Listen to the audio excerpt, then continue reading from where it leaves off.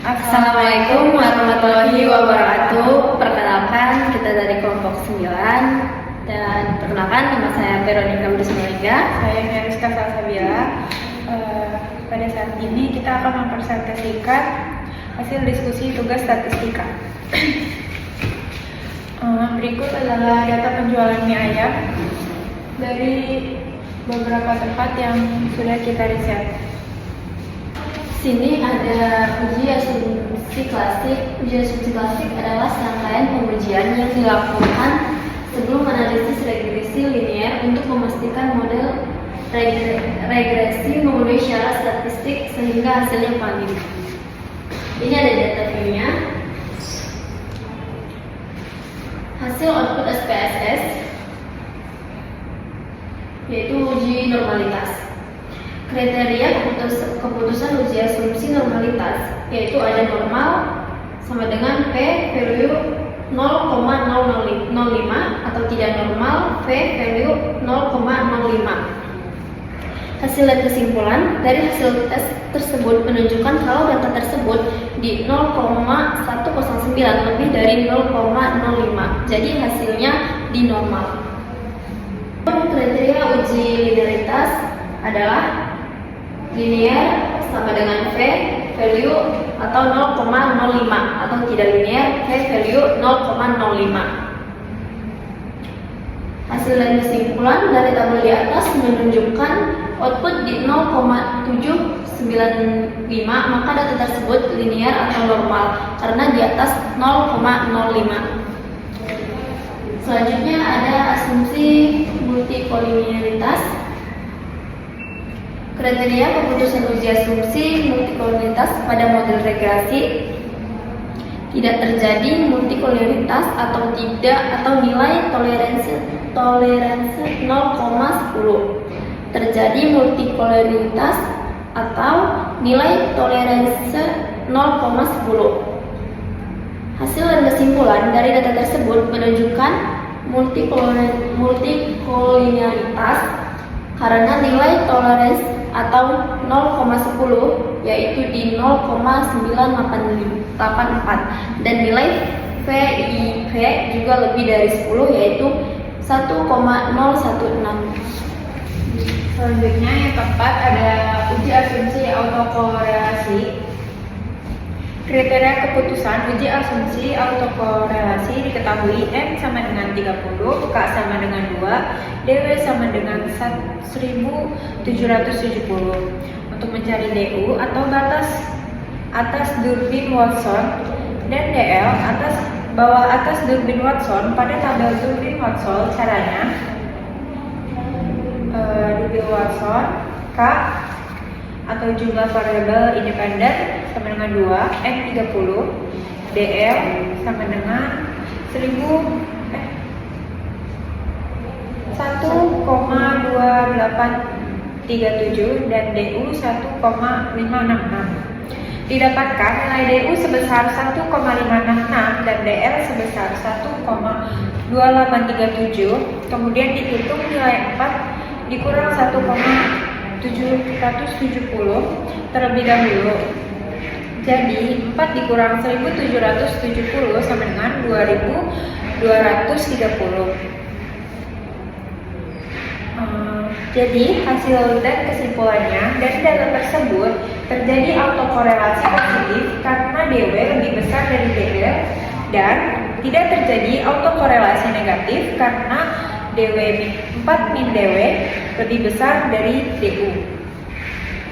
Yang kelima ada uji asumsi heteroskedastisitas.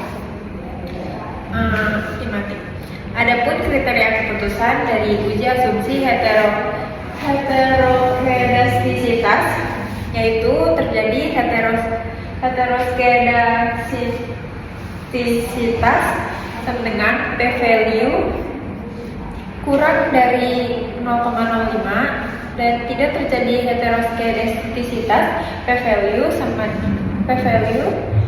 lebih dari 0,05.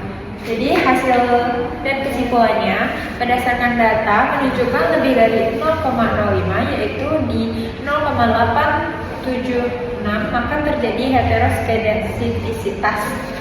Selanjutnya ada uji T atau uji parsial. Uji T digunakan untuk mengetahui apakah variabel independen atau X secara parsial atau sendiri-sendiri berpengaruh signifikan terhadap variabel independen atau Y.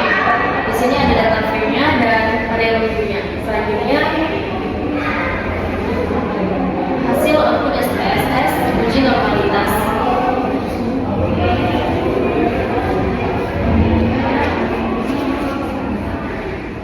Ada uji T independen, ada output 1 deskriptif. Selanjutnya B output 2 independen sampel test, dan ada uji main atau Witten.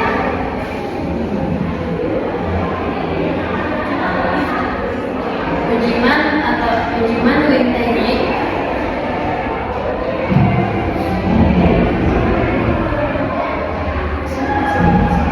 hasil dan kesimpulan uji normalitas.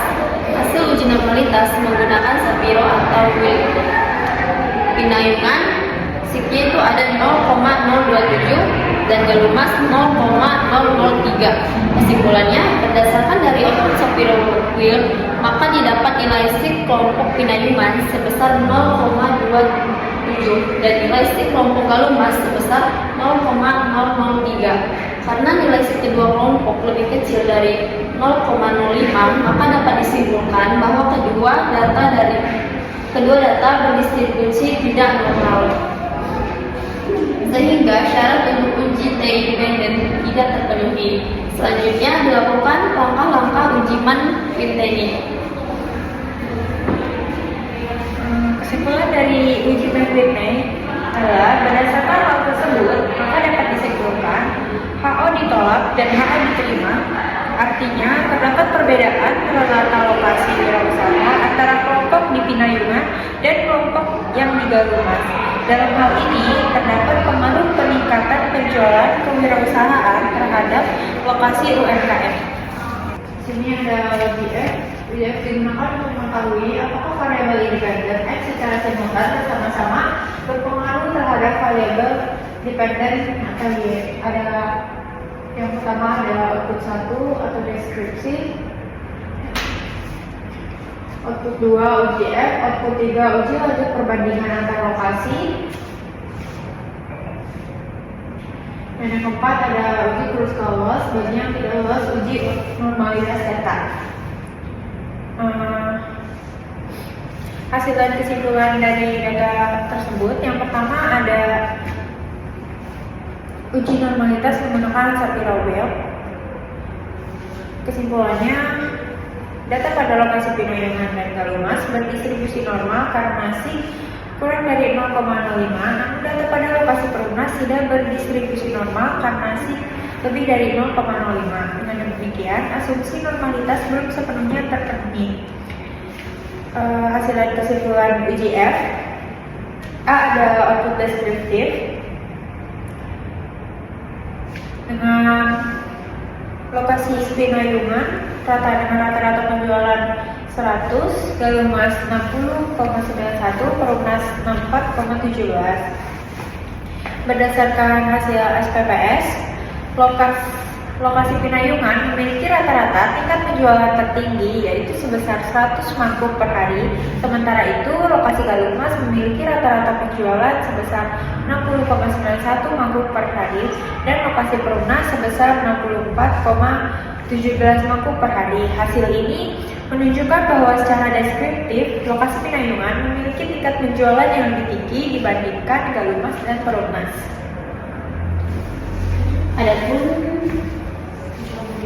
Adapun uji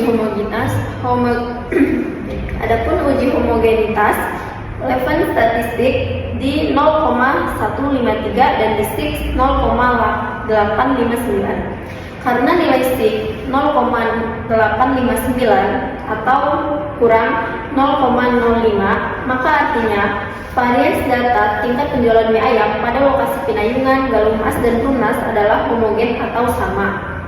Kesimpulannya, berdasarkan hasil SPSS, lokasi pinayungan memiliki rata-rata tingkat penjualan tertinggi, yaitu sebesar 100 mangkuk per hari. Sementara itu, Kamu bacanya? lanjutin dulu.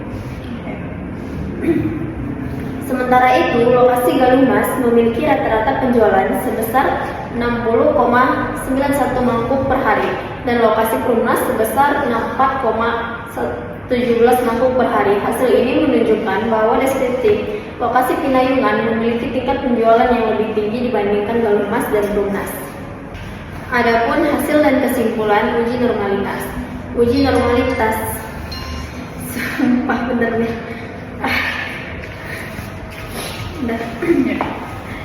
Adapun hasil dan kesimpulan uji normalitas. Uji normalitas menggunakan Shapiro Wilk. Lokasi Pinayungan, SIG-nya yaitu berada di 0,330, Galumas 0,097, Perumnas 0,001. Kesimpulannya, data pada lokasi Pinayungan dan Galumas berdistribusi normal karena nilai SIG kurang 0,5. Namun data pada lokasi Perumnas tidak berdistribusi normal karena SIG 0,05. Dengan demikian, asumsi normalitas belum sepenuhnya terpenuhi. 2. Hasil dan kesimpulan uji F. Output deskriptif. Lokasi Pinayungan rata-rata penjualan 100,00, Galumas 60,91, Perumnas 64,17. Kesimpulannya, berdasarkan hasil SPSS, lokasi Pinayungan memiliki rata-rata tingkat penjualan tertinggi, yaitu sebesar 100 mangkuk per hari. Sementara itu, lokasi Galumas memiliki rata-rata penjualan sebesar 60,91 mangkuk per hari, dan lokasi Perumnas sebesar 64,17 mangkuk per hari. Hasil ini menunjukkan bahwa secara deskriptif, lokasi Pinayungan memiliki tingkat penjualan yang lebih tinggi dibandingkan Galumas dan Perumnas. Selanjutnya ada uji homogenitas. Level statistik 0,153 dan SIG 0,859. Karena SIG sama dengan 0,859, lebih dari 0,05, maka artinya varians data tingkat penjualan mie ayam pada lokasi Pinayungan, Galumas, dan Perumnas adalah homogen atau sama. C. Ada hasil uji F. Kesimpulan sumber variasi tingkat penjualan 3 lokasi F 6,470 dan SIG 0,05. Kesimpulan uji F, karena nilai SIG sama dengan 0,005 kurang dari 0,05, maka HO ditolak dan HI diterima. Artinya, terdapat perbedaan yang signifikan pada rata-rata tingkat penjualan mie ayam antara lokasi Pinayungan, Galumas, dan Perumnas. Dengan demikian, lokasi stand penjualan berpengaruh terhadap tingkat penjualan mie ayam. Kemudian ada hasil uji lanjut. Lokasi Pinayungan dengan rata-rata penjualan 100, Galumas 60,91 dan Perumnas 64,17. Kesimpulannya, Pinayungan dan Galumas terdapat perbedaan rata-rata penjualan yang cukup besar, yaitu sebesar 39,09 mangkuk. Hal ini menunjukkan bahwa tingkat penjualan di Pinayungan lebih tinggi dibandingkan Galumas. Pinayungan dan Perumnas terdapat perbedaan rata-rata penjualan sebesar 35,83 mangkuk. Hasil ini menunjukkan bahwa tingkat penjualan di Pinayungan lebih tinggi dibandingkan Perumnas. Ketiga, ada Galumas dan Perumnas. Perbedaan rata-rata penjualan hanya sebesar 3,26 mangkuk. Perbedaan ini relatif kecil sehingga kedua lokasi memiliki tingkat penjualan yang hampir sama. Berdasarkan hasil, diketahui bahwa lokasi Pinayungan memiliki tingkat penjualan yang lebih tinggi dibandingkan lokasi Galumas dan Perumnas. Sementara itu, tingkat penjualan antara Galumas dan Perumnas relatif tidak berbeda jauh. Selanjutnya ada hasil uji Kruskal Wallis atau bagi yang tidak lolos uji normalitas data. Di sini ada hasil SPSS-nya. Kesimpulannya, berdasarkan hasil uji Kruskal Wallis diperoleh nilai signifikansi sebesar 0,005 kurang 0,05 sehingga HO ditolak dan HI diterima.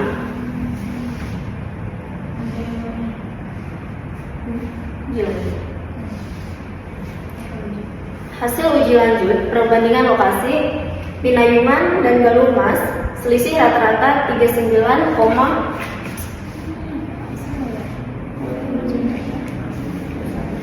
kesimpulannya, hasil uji lanjut menunjukkan bahwa lokasi Pinayungan memiliki tingkat penjualan yang lebih tinggi dibandingkan Galur Mas dan Perumnas. Sedangkan tingkat penjualan antara Galur Mas dan Perumnas relatif sama. Oleh karena itu, Pinayungan merupakan lokasi yang potensial untuk meningkatkan penjualan mie ayam. Selanjutnya, materi keempat ada analisis regresi linear sederhana. Analisis regresi linear sederhana digunakan untuk mengetahui hubungan dan pengaruh satu variabel independen X terhadap satu variabel independen Y. Ini ada data view dan variabel view-nya. Adapun hasil output SPPS, yang pertama ada metode anchor persamaan regresi linear sederhana, rumusnya Y sama dengan A tambah BX. Berdasarkan hasilnya berarti sama dengan Y sama dengan 7,612 ditambah 0,050. Kedua ada uji hipotesis pada analisis regresi linear sederhana. Hipotesa penelitian HO tingkat penjualan X tidak berpengaruh signifikan terhadap lama penjualan Y. HA tingkat penjualan X berpengaruh signifikan terhadap lama penjualan Y. A ada membandingkan nilai sig p-value dengan alpha 0,05. Berdasarkan hasil analisis regresi linear sederhana, diperoleh nilai signifikan atau sig sebesar 0,028. Karena nilai sig 0,028 kurang dari 0,05, maka HO ditolak dan HA diterima. Dengan demikian dapat disimpulkan bahwa tingkat penjualan berpengaruh signifikan terhadap lama penjualan. Artinya, perubahan pada tingkat penjualan akan mempengaruhi lama penjualan secara nyata pada taraf signifikan 5%. Kemudian B, membandingkan nilai T hitung dengan tabel.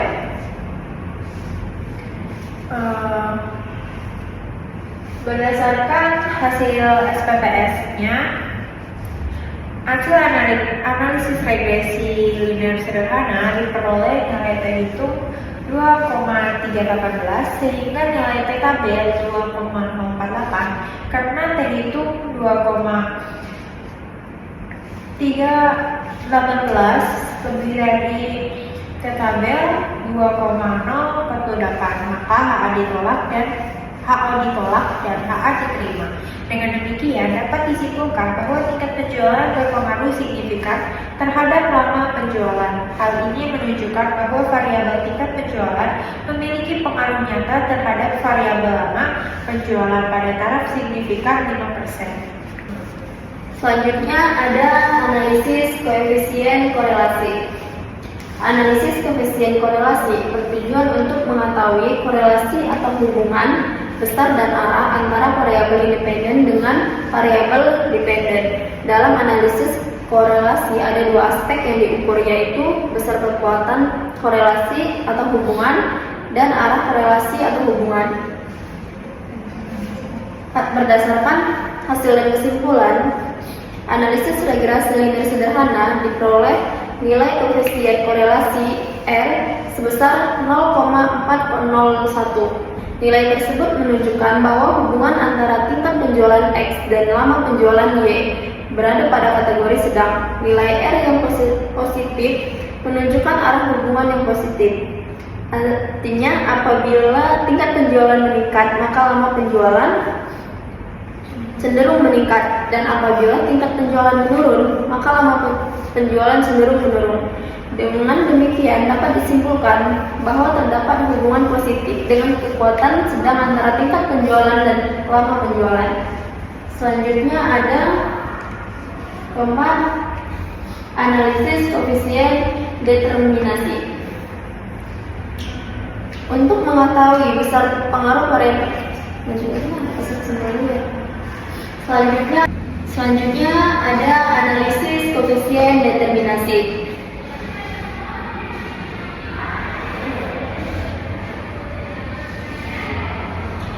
Hasil dan kesimpulan berdasarkan regenerasi linier adalah diperoleh nilai R square atau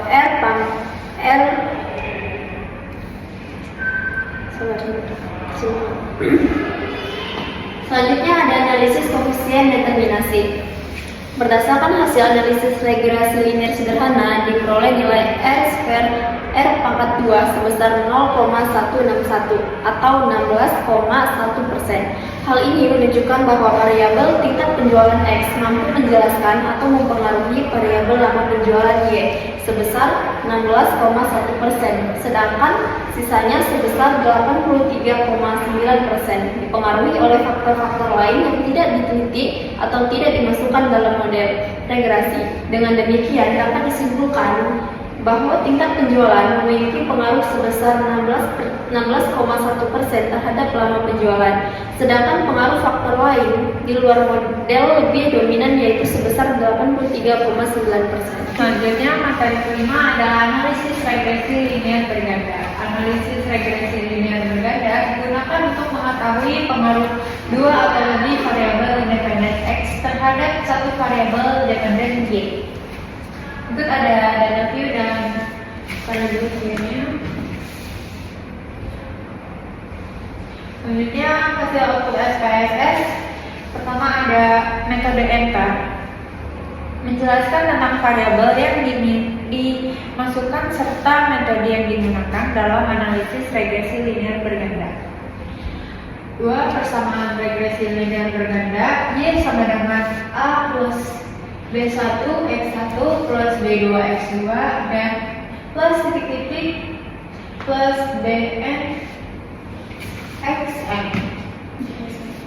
Berdasarkan hasil output di atas, maka model persamaan regresi linier berganda yaitu sebagai berikut. Y sama dengan 56,131 dikurang 0,002 X1 plus 3,096 X2. 3. Ada uji hipotesis pada analisis regresi linier berganda.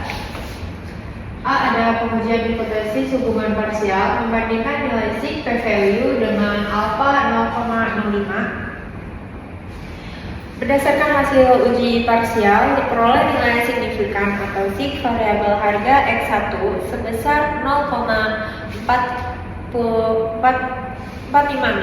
Karena nilai sig 0,456 lebih dari 0,05, maka HO diterima dan HA ditolak, sehingga dapat disimpulkan bahwa harga tidak berpengaruh signifikan terhadap tingkat penjualan Y.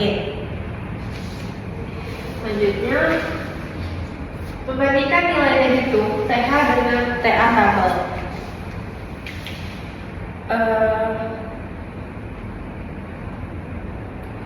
Berdasarkan hasil tabel koefisiennya, nilai C hitung variabel harga X1 adalah 0,756 sehingga nilai absolut T hitung sama dengan 0,756 karena nilai 0,756 kurang dari T tabel 2,179, maka HO diterima dan HA ditolak.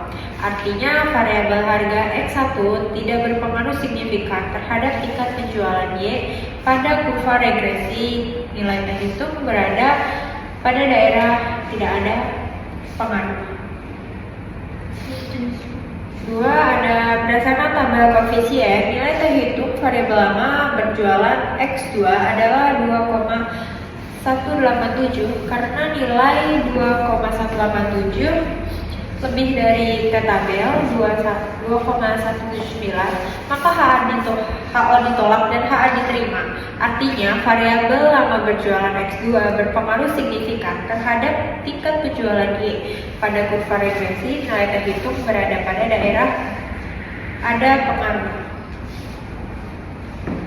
Kemudian B ada pengujian hipotesis hubungan simultan. Membandingkan nilai seed p-value dengan alpha 0,05. Berdasarkan hasil uji hipotesis secara parsial, variabel harga X1 memiliki nilai terhitung sebesar 0,756 yang lebih kecil dari tabel sebesar 2,179 sehingga HO diterima dan HA ditolak. Dengan demikian, variabel harga tidak berpengaruh signifikan terhadap tingkat penjualan Y. Membandingkan nilai C p-value dengan alpha 0,05. Berdasarkan hasil tabel ANOVA, diperoleh nilai signifikan akustik sebesar 0,071 karena nilai signifikan 0,071 lebih besar dari 0,05, maka HO diterima dan HA ditolak. Artinya variabel harga X1 dan lama berjualan X2 secara simultan tidak berpengaruh signifikan terhadap tingkat penjualan Y. Kedua ada membandingkan nilai F hitung FH dengan F tabel FA. Hasil dan kesimpulannya, berdasarkan tabel ANOVA di atas dapat diketahui bahwa nilai F hitung yaitu 2,930 dengan DB pembela 2 dan DB penjemput 27, maka diperoleh nilai F tabel 3,35 pada A 0,05. Kesimpulannya, dari hasil pengujian hipotesis secara simultan menggunakan uji F dengan membandingkan nilai F hitung terhadap F tabel, dapat disimpulkan bahwa nilai F hitung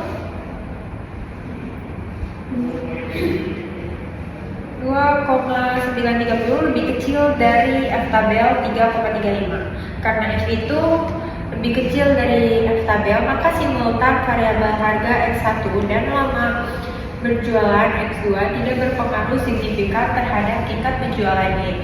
Hal ini menunjukkan bahwa secara sama-sama variabel harga dan lama berjualan belum mampu memberikan pengaruh yang signifikan terhadap naik turunnya tingkat penjualan pada tingkat kepercayaan 95%. Selanjutnya ada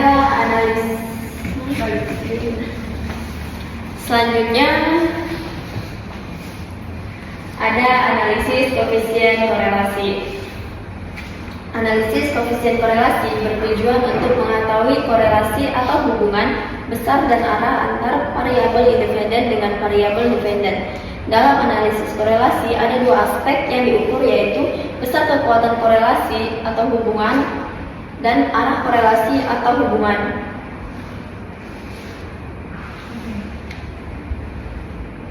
Hasil dan kesimpulan. Berdasarkan hasil output pada tabel model rumah summary, diperoleh nilai koefisien korelasi simultan atau S sebesar 0,422. Nilai tersebut berada pada rentang 0,0 sampai 0,5 sehingga dapat dikategorikan sebagai korelasi positif lemah. Hal ini menunjukkan bahwa variabel harga X1 dan lama berjualan X2 secara bersama-sama mempunyai hubungan positif terhadap tingkat penjualan Y. Namun tingkat hubungannya masih tergolong lemah. Dengan demikian, peningkatan pada variabel X1 dan lama berjualan X2 secara simultan cenderung diikuti oleh peningkatan tingkat penjualan Y, meskipun pengaruh yang diberikan tidak terlalu besar. Selanjutnya ada analisis koefisien determinasi.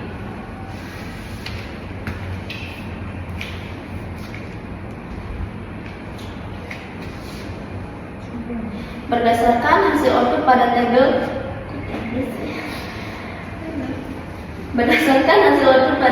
model summary dapat diperoleh nilai S2L2 sebesar 0,178. Untuk mengetahui besarnya kontribusi variabel independen terhadap variabel dependen, nilai tersebut diubah ke dalam bentuk persentase sebagai berikut.